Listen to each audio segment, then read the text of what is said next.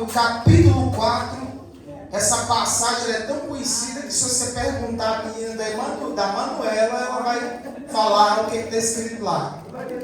Então você não me obriga a ler o capítulo inteiro, porque eu não vou fazer isso. Porque eu quero aproveitar o tempo. O versículo, a partir do versículo 4, a partir do versículo 35. 35. Aleluia. Naquele dia, sendo já tarde, Jesus disse aos discípulos: vamos passar para outra margem. Vamos passar para outra margem. Vamos passar para outra margem. Pois é. E eles, despedindo a multidão, levaram assim como estava no barco, os outros barcos o seguiam. Ora, levantou-se grande temporal de vento e as ondas se arremessavam contra o barco, de modo que o mesmo já estava se enchendo de água. E Jesus estava na popa dormindo sobre o travesseiro. Os discípulos o acordaram e lhe disseram: Mestre, o Senhor não se importa que pereçamos?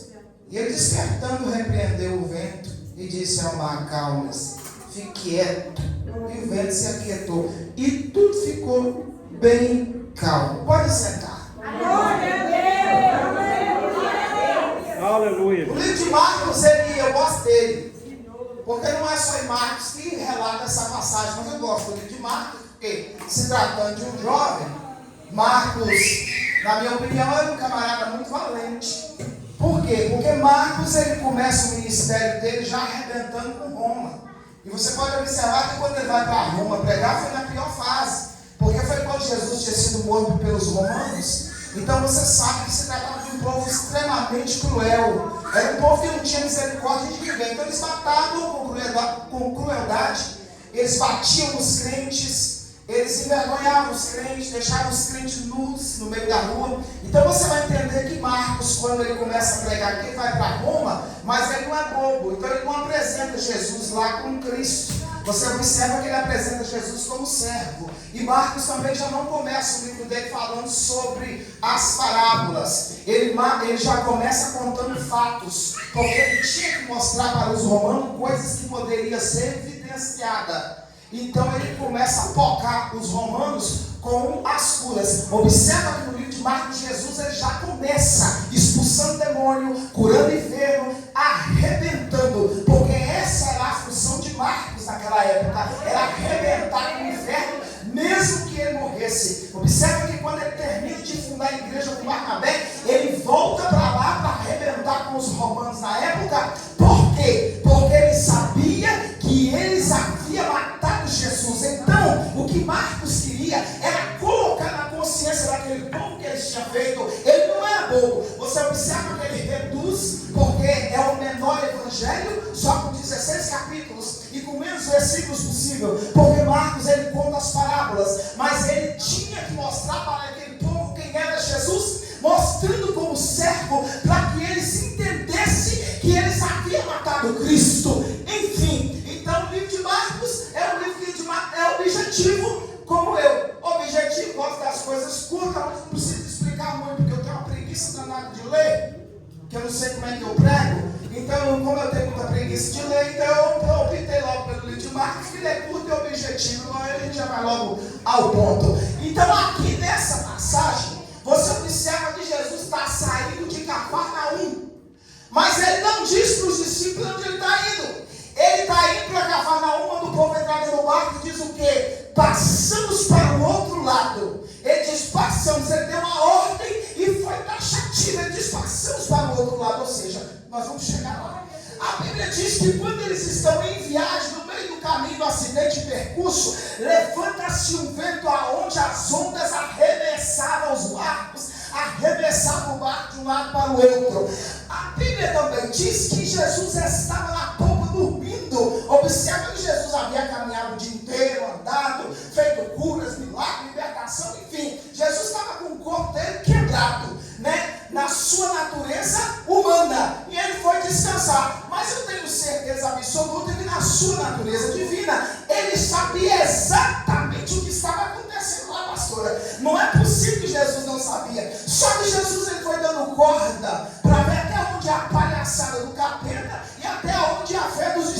ventos. Então você observa que o que Jesus faz, continua dormindo. E o pau quebrando, eles começaram a ficar com medo e começaram a gritar e desfazer o barco e joga tudo para fora e joga peso para fora, até entender que se tratava da fé de quem estava com eles no barco. Quando eles lembram que Jesus está no barco, em vez de eles clamar misericórdia, eles ainda colocam Jesus contra a parede. Mestre, o barco se afunda, não se dá que pereçamos. A Bíblia diz que Jesus levanta firme e tranquilo, despreguiçando, repreende o vento, manda o mar calar a boca, porque não sabia que o mar falava, e olha para cá dele e diz: até agora vocês não têm fé. Ou seja, eu já estou indo para a cruz, o meu ministério está terminando, tem 3 anos que essa cambada de homem anda comigo. Vocês viram tudo que o Senhor fez até agora e vocês não têm fé. Está entendendo o mistério? Jesus estava dentro do barco. O vento está soprando para Jesus dentro do barco.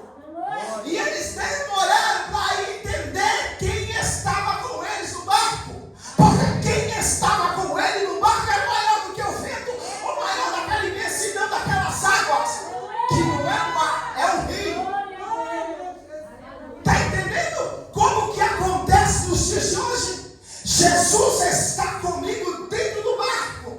Eu vou lá, varro tudo, tiro tudo, jogo para fora, mando embora, boto para correr, mas esquecendo que Jesus está comigo no barco, porque o negócio não é mandar embora, o negócio não é agir, o negócio não é ser impulsivo, o negócio é entender quem está com você dentro do barco. Ei, Jesus está com você dentro do barco. Ele está conosco dentro do barco. Não importa o tamanho do vento, está sacudindo, está arremessando, mas Ele está contigo dentro desse barco. Olha só. Aí, sabe o que acontece? Jesus acorda, repreende eles. Mal Jesus repreendeu eles, o dia amanhece. E o barco atraca onde? Na cidade de Gadara. Quem aqui lê Bíblia entende, e não é preciso ser muito criativo ou inteligente para entender, que se esse barco posa na praia de Gadara, mais de 800 quilômetros de Decápolis, logo você entende que se tratava de um vento maligno. Um vento tentando impedir a viagem. Por quê? Porque quando Jesus mal coloca o pé para fora do barco, o que acontece? Vai um cheio de capeta, com demônio até o fio do cabelo, cheio de demônio, e ele já vem gritando. Ele estava tão furioso que ele não conseguiu fazer o que ele queria, que ele já vem gritando, porque Satanás ele é assim. Quando Jesus ele te separa para uma obra, ele vai sacudir e vai mandar vento. Ele vai fazer de tudo para você baixar as portas, fechar a igreja, fechar o ministério, fechar tudo. Mas não se esqueça que esse vento é porque ele está te preparando ainda para coisa maior. Ele está preparando você para algo muito maior. Quer ver? O que tem eu contigo, filho do autismo? Cuidado que Satanás ele me conhece e te conhece, tá? Fique ligado nesse vento. O que tem eu contigo? Jesus nem a boca abriu. Paulo colocou o pé para fora do barco. Lá veio o homem gritando: o que tem eu contigo, filho de Deus Altíssimo? A Bíblia diz, vamos falar da vítima do diabo. Porque tem pessoas que quando pregam acerca do Gadareno esquecem um detalhe. Esse homem era uma vítima. Era um ser humano. Não tinha culpa de estar naquele estado. Era uma pessoa que tinha pai. Esse moço tinha mãe, teve avós. Ele teve uma família. Caso contrário, ele não existia ou não existiria. Ele tinha família. A Bíblia diz que esse homem passava gritando. Ele gritava que os gritos dele nos morros se ouviam em toda a cidade. Ele andava nu. Não tinha corrente que barrasse esse moço. Era uma pessoa de estado cruel. E assim, um tipo de pessoa que a partir de um certo horário, quando ele saía do cemitério, ninguém andava na rua. Há alguns historiadores que dizem que ele não andava na rua, que ninguém andava na rua. Quando ele saía do cemitério, a partir das 18 horas, vamos colocar assim, todo mundo se trancava dentro de casa porque tinha medo. Não tinha homem pai para ele, não tinha polícia, não tinha exército para aquele homem. Você está entendendo? Uma pessoa que para a sociedade não valia nada. Que para a sociedade não tinha valor nenhum. Só que tem uma coisa: não tem valor enquanto Jesus não chega. Não tem valor enquanto Jesus não aparece. Quando Jesus chega e pergunta o nome, ele diz para Jesus que o nome dele era Legião. Jesus disse: sai dele. Jesus foi lá também por causa daquele homem. Era uma vida, mas Satanás sabia que Jesus ia chegar lá para acabar com a palhaçada dele. Por isso que ele soprou o vento na estrada. Por isso que ele colocou o medo nos discípulos. Quando o vento está soprando, também é sinal de vitória. É sinal que Jesus está chegando para dar vitória. É sinal que haverá libertação. Haverá libertação e haverá vida. Haverá transformação. É por isso que eu costumo dizer: não julgue as pessoas pela aparência. Toma cuidado com isso. Mas é difícil, minha irmã, você abraçar uma pessoa cheirando bebida. Tem crente que dorme com o esposo cheirando bebida, mas não abraça o mendigo da rua porque ele cheira da medida. Pelo amor de Deus, que hipocrisia é essa, crente? Não, desculpa, não ia falar isso aqui não. Não ia falar isso aqui, não era isso, tá? Saiu assim. Não sei se foi o Espírito Santo de Deus, não sei, saiu. Está entendendo? Jesus, ele tinha uma obra. Não importasse. O homem se importava. A Bíblia diz que ele vivia no sepulcro. Aleluia. Se alimentava dos defuntos. Você está entendendo? Aonde desceu o nível daquela pessoa? Ali tornou-se, ali naquele lugar se tornou o ninho de demônios. Satanás ali fazia festa até Jesus chegar. Satanás pode estar fazendo a festa, mas Jesus está a caminho. O barco está a caminho.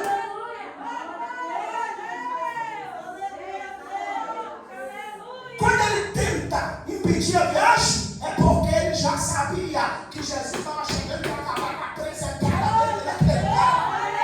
Ele sabia que Jesus estava chegando para acabar com a palhaçada dele naquele lugar.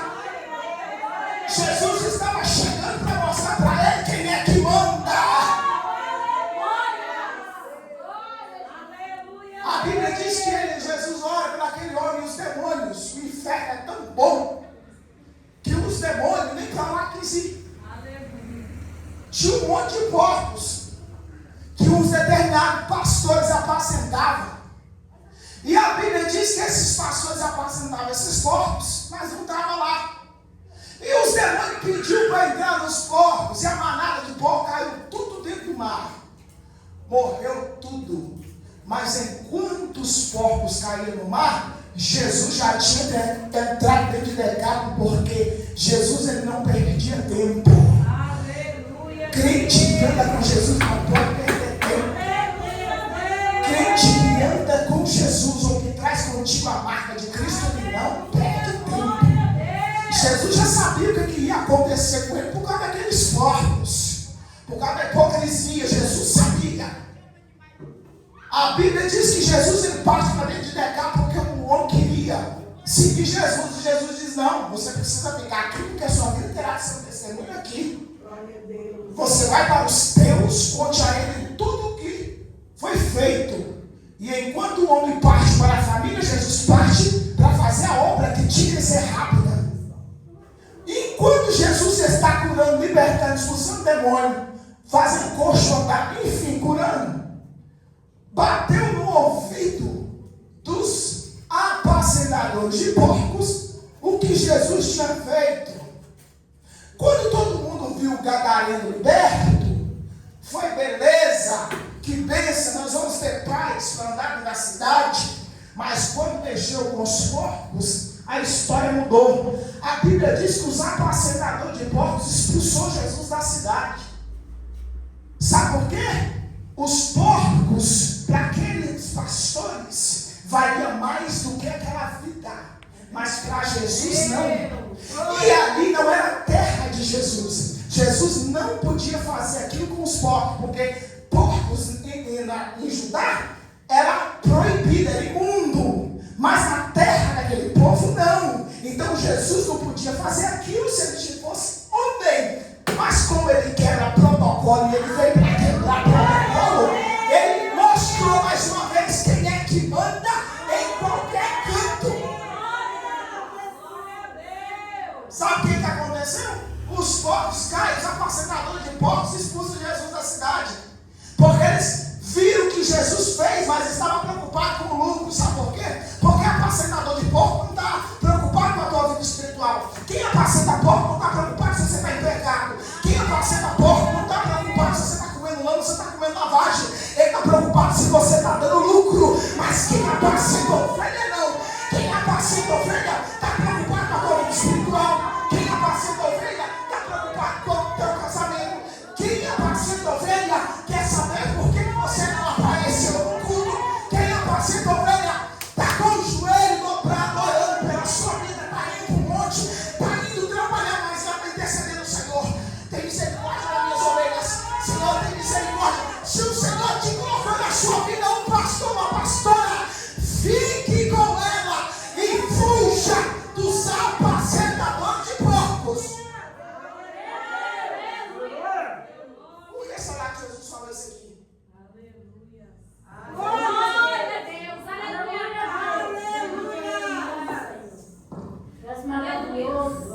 Tem alguém aqui que está recebendo o convite, vai no lugar errado. Não vai não, fica quieto aí, ó. Esse banco aí, sentado. Não vai. Glória a Deus. Não vai porque quando você para de dar lucro, vai te chutar você para fora. Deixa eu te falar uma coisa. O apacentador de ovelha, ele se mata orando. Porque ele quer que no outro dia a grama brote verde. Glória a Deus. Para que você se alimente. O apacentador de ovelha, ele chora e você não vê ele chorar. O apacentador de ovelha, ele vai atrás chorando. E às vezes perde o sono.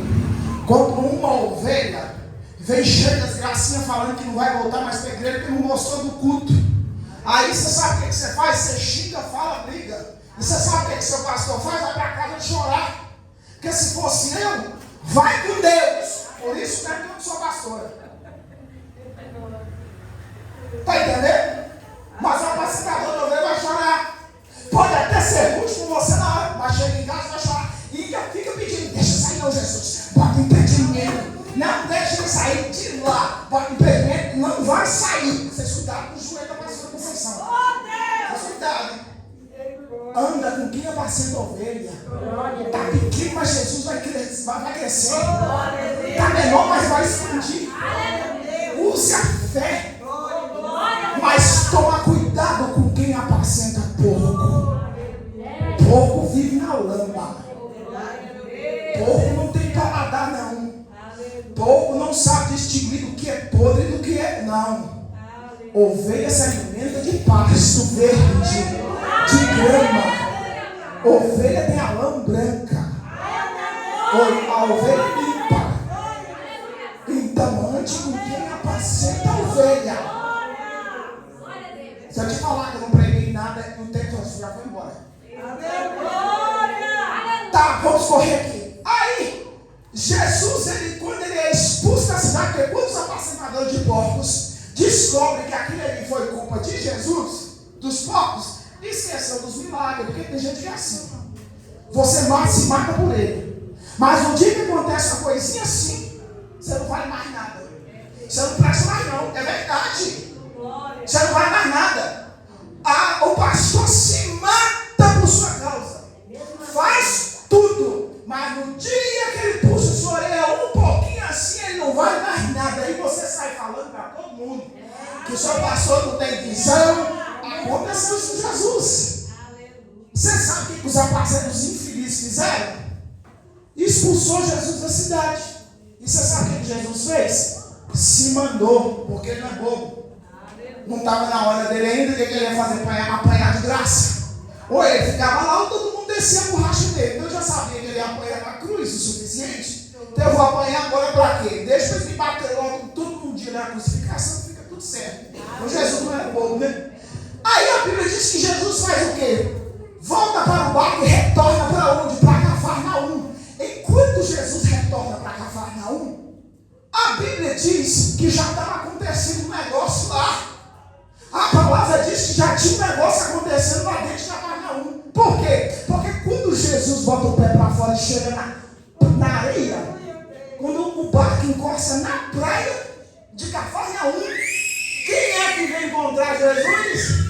Correndo, e detalhe, o homem caiu de joelho. Jairo, o principal da sinagoga.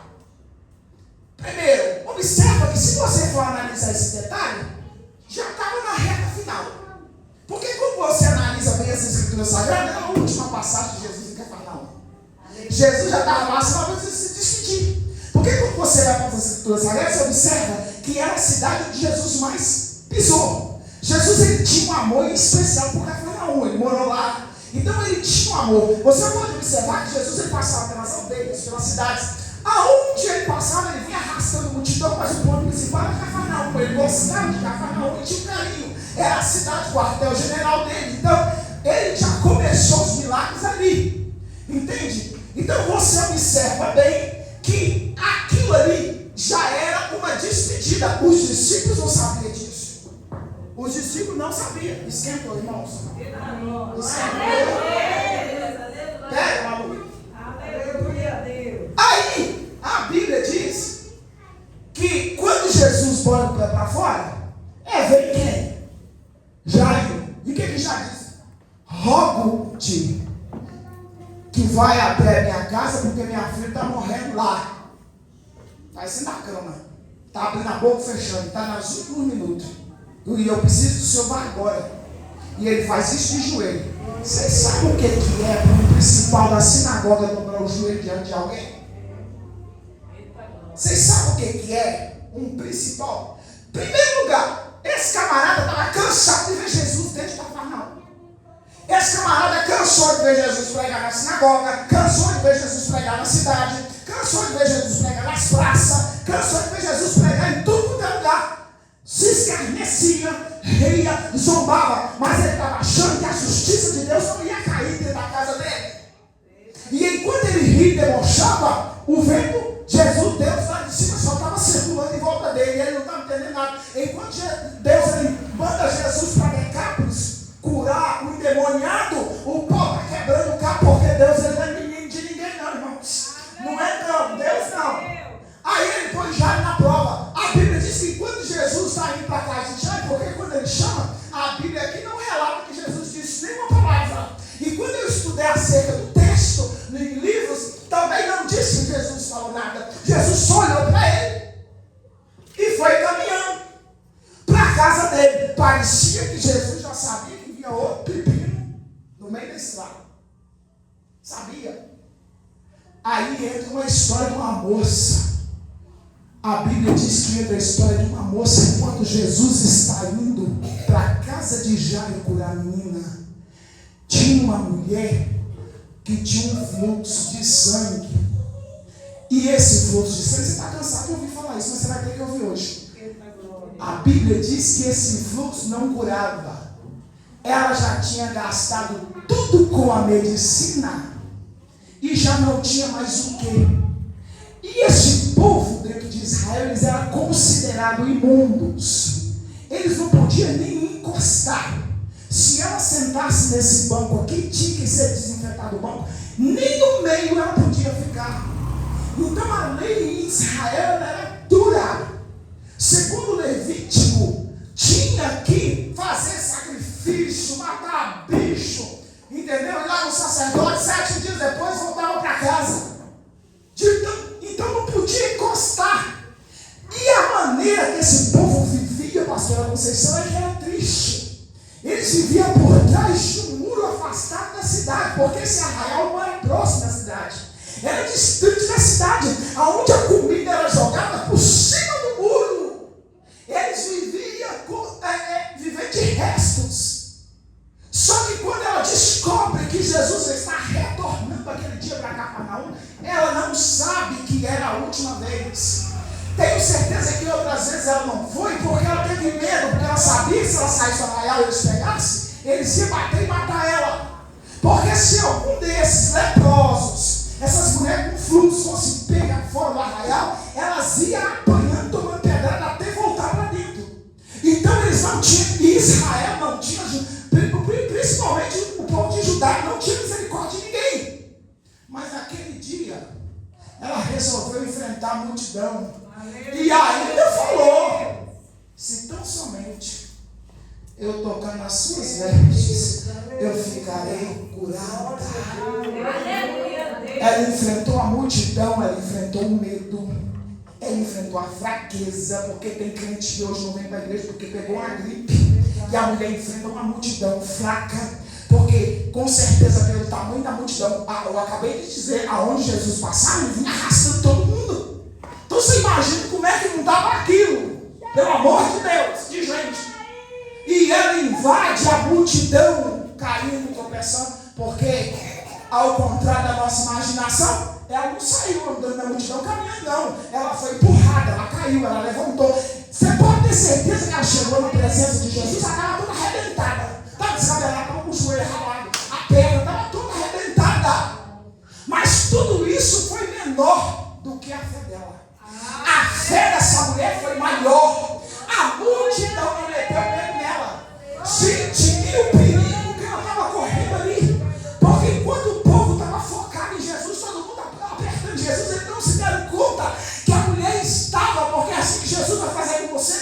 Jesus escondeu ela, Deus escondeu a mulher no meio da multidão, e ela foi aproximando. E quando ela chega, ela esbarra nas vestes de Jesus. A Bíblia diz que Jesus ficou intacto na hora. O historiador conta que o corpo humano de Jesus só não caiu no chão por causa da sua natureza divina. Porque se é uma pessoa como eu, a pastora Conceição, que tem as mãos para ungir com óleo, se é nós caímos na hora por causa da carga de poder, de virtude que sai do corpo de Jesus e cura a mulher na hora. Jesus, ele para. Quando ele para, ele estaciona. E ele diz o quê? Alguém me tocou. Ela já estava curada nesse momento. Ela poderia muito bem tratar de dar no pé.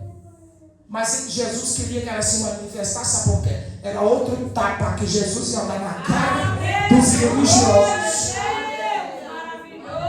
Era outro protocolo que Jesus ia quebrar. Ela não podia ficar ali, Jesus era judeu. Entendeu? Aí Jesus falou: eu não vou acabar com essa palhaçada não hoje. Vou acabar com isso aqui agora. Alguém me tocou. E você acha que Jesus não sabia do que se tratava? O que a mulher tinha? Quando saiu? E ela não tocou Jesus, ela tocou na ordem. Alguém me tocou, porque de mim saiu virtude. Mestre, a multidão te aperta. E o Senhor me diz ainda: quem me tocou? Alguém me tocou, porque de mim são virtude. É mais ou menos isso aqui. Era uma multidão. E até agora Jesus não tinha sentido o toque de ninguém. Sabe por quê? Porque Jesus não está preocupado com multidão. Jesus não está preocupado com multidão que corre atrás, porque está assim de gente correndo atrás de Jesus. Está assim de gente batendo no peito dizendo que é de Jesus. Está assim de gente dizendo que vai para o céu. Está assim, ó. Mas Jesus não está preocupado com essa multidão que grita o nome dele. Jesus está preocupado com a minoria que toca. Jesus está preocupado com a minoria que toca. Eu tenho certeza que nós estamos na minoria, mas há uma minoria aqui dentro que essa minoria toca. E se você tocar em Jesus hoje, pode ter certeza que esse problema que tem 12 anos, Deus ele vai colocar um fim hoje. Jesus vai colocar um fim nesse problema.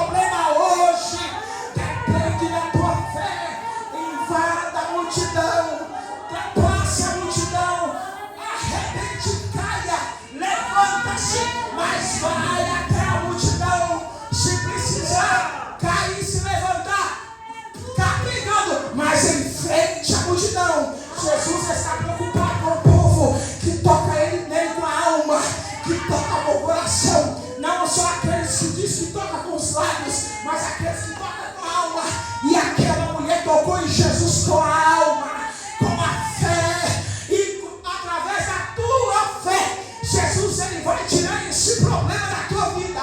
Através da tua fé, essa luta de 12, 15, 16, 20 anos, ela vai sair da tua vida hoje.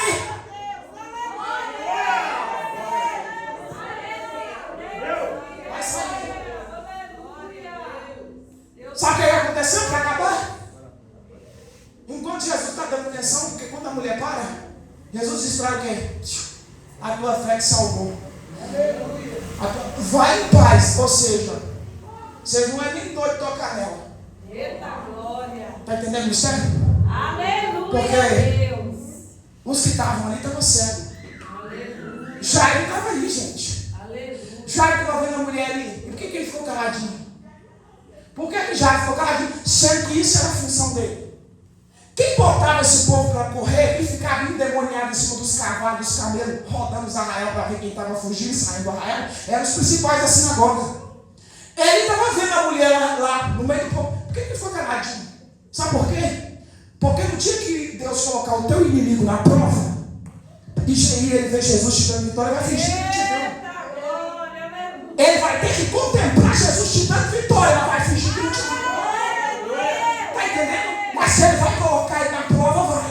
Só que ele vai ver Jesus te entregando vitória, mas vai ter que fingir que não te viu. Sabe por quê? Porque aí a prova dentro da casa dele trabalhou. A luta que ele está enfrentando lá trabalhou. Então ele sabe que ele não pode mais perder tempo com você. Perder tempo em tocar em você, em tocar na sua família, em tocar na sua saúde. Ele está entendendo que é besteira, sabe por quê? Porque dentro da casa dele a coisa, o pau está quebrando. E ele sabe que está quebrando porque está tocando em gente errada. Está tocando em quem anda com Deus. Está tocando em quem anda com Jesus. Aí ele fingiu que não viu, porque essa era a função dele. Se a filha dele não tivesse morrendo dentro de casa, ele tinha feito o quê? Passa a mão nessa mulher e mata ela pedrada. Ou então leva ela batendo na borracha. Porque os israelitas eram assim. Era israelita descendo a borracha, ela tinha correndo, ela leproso correndo. E eles atrás, metendo pau em todo mundo. Prestava não. Entendeu? Por isso que vive passando o mundo lá até hoje. Aí, foi o tempo de Jesus curar. A mulher despedir a mulher, a filha de Jairo morre. O tempo de Jesus parar ali. O que eu falei no início? Gente, Deus não é menino de ninguém, não. Vocês acham mesmo que se deixar que Deus ia deixar a menina moribunda para Jesus entrar lá, curar a menina e depois dizer que foi o médico? Não, cura a mulher do fluxo de sangue que eu vou matar a menina lá. Depois você vai lá e resolve o problema. Porque é assim que Jesus faz. Eu vou ali resolver o teu problema enquanto você resolve o dela. É mais ou menos isso aqui. Manuela, enquanto você está orando para aquela irmã lá do sul, está passando um velho canado. Enquanto você ora por ela, porque está soprando. Enquanto você ora por ela, Deus está resolvendo o seu problema. Um velho está soprando, mas alguém está orando. Não arremessa nada para fora do barco. Não sai uma mensagem, ó, pelo amor de Deus. Não tira nada do barco. Clama porque Jesus está com você no barco. Aumenta a tua fé, porque tem hora que a tua fé falha. Não arremessa, o barco está sacudindo assim, ó, não joga nada para fora. E não manda aí. No tempo certo vai arrancar, Deus, com raiz. Com raiz tudo. Aí é mais ou menos isso aqui. Jesus está orando, a pessoa está orando. E Jesus está resolvendo o problema lá. E enquanto Jesus resolveu o problema da menina que já ficava quieta, da moça, a filha morria em casa. Aí alguém chega, mestre, não adianta o sonho não. Não adianta não, sabe por quê?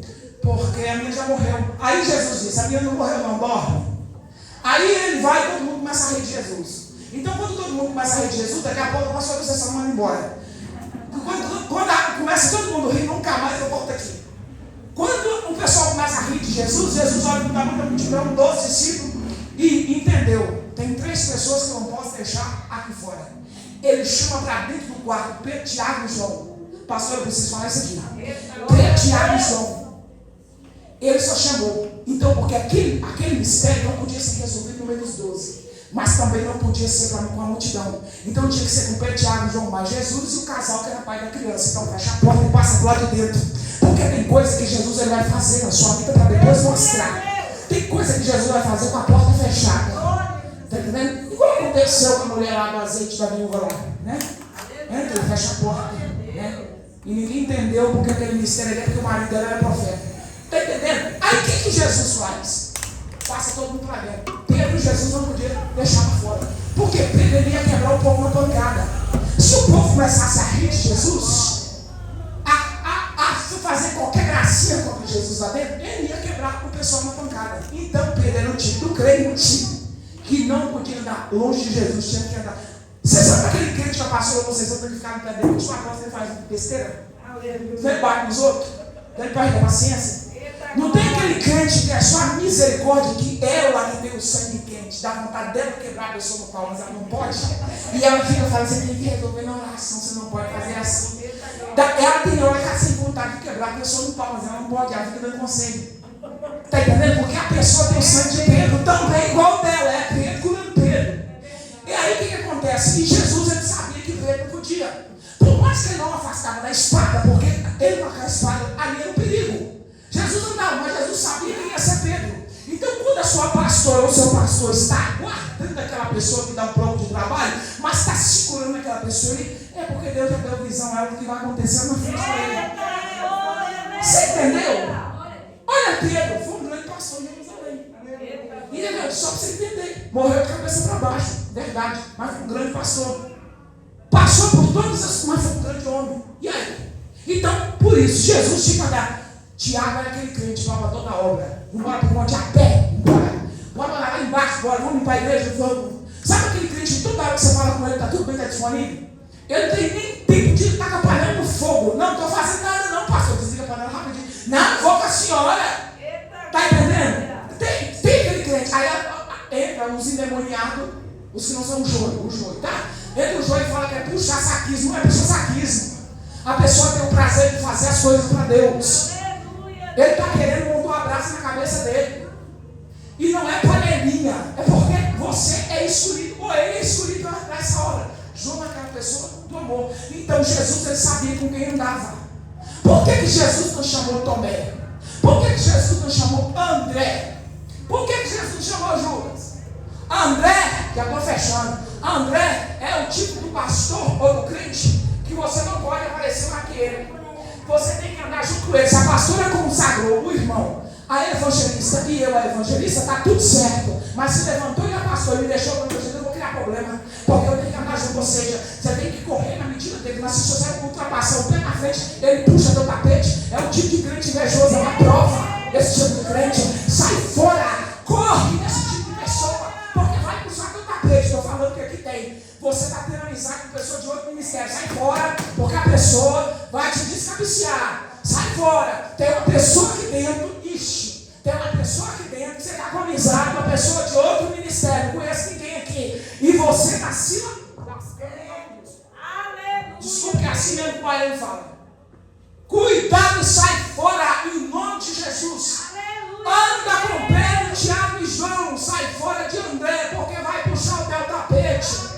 Tomé é o tipo de crente que não dá credibilidade ao teu ministério. Ele acha que só ele prega, só ele canta, ele é o bonzão da boca. Está entendendo? Aí ele acha, mas não dá credibilidade em nada que você fala. Ele tem que tocar na ferida. Você está andando com o Tomé e ele não está dando credibilidade nenhuma no que você está fazendo. Sai fora. Judas vai vender o teu ministério na primeira esquina. Aprenda a escolher as tuas amizades. Aprenda a escolher. Cuidado com quem você abre a porta da tua casa e vai para dentro da tua casa. Vigia, crente. Toma cuidado. E aí, você coloca de pé para passar o microfone para a pastora. A menina estava morta. E Jesus disse o que para a menina? Talita, levanta-te. E a menina foi curada, liberta, restaurada e viva. Jesus ressuscitou aquela vida. E eu encerro aqui dizendo para você nessa noite: Jesus vai ressuscitar a esperança morta. Jesus vai ressuscitar aquilo que ninguém dá nada. Como o endemoniado de Gadara, eu te falo, Jesus vai libertar aquela vida. Você que está dentro do barco e o vento está soprando, Jesus está mandando você está contigo dentro desse bar.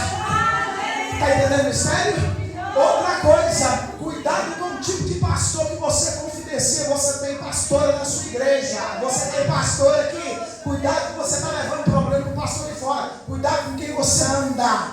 Ei, esse fluxo de sangue que surgiu, essa enfermidade, esse problema, quer seja o que for, Jesus manda dizer: toque nele, porque ele vai dar vida e hemorragia, ele vai curar, ele vai libertar. A medicina diz que não tem jeito, mas Jesus diz que tem.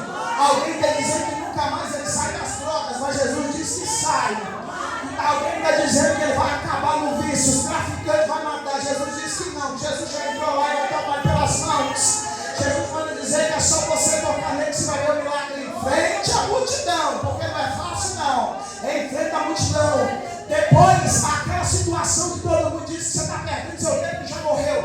Deus manda falar assim que ainda viva, ainda há vida.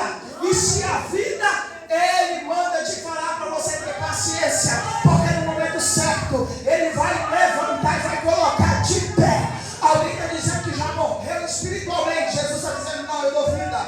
Alguém diz para você: não tem mais esperança, tenha esperança. Jesus está renovando a tua esperança aqui nessa noite. Você crê? Você crê? Coloca a tua mão para cima assim, ó, que Deus ele venha ressuscitar tudo aquilo que o inimigo quis matar na tua vida nessa noite. Maravilhoso Deus eterno, Pai, aqui está a tua igreja.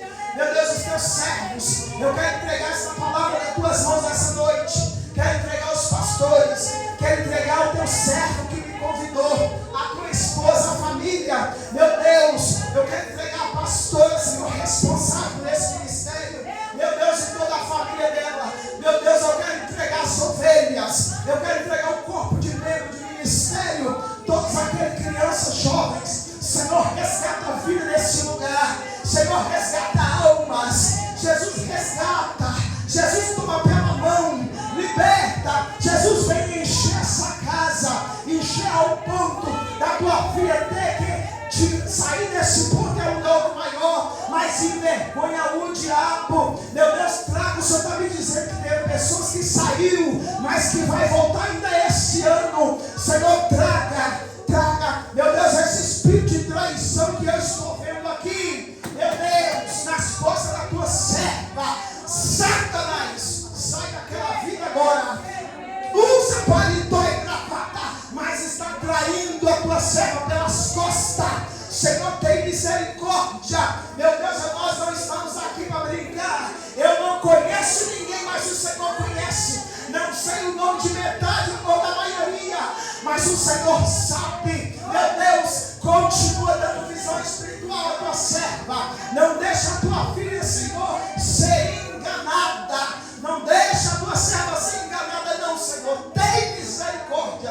Pai, eu entrego essa igreja nas tuas mãos. Cada servo, cada serva, casamento, porta de emprego. Meu Deus, área financeira, depressão, doença.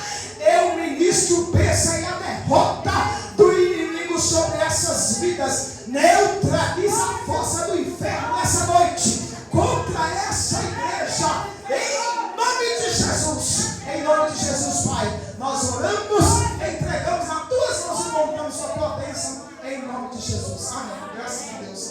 Eu vou passar o microfone, mas eu quero dizer para a pastora, são 9h17.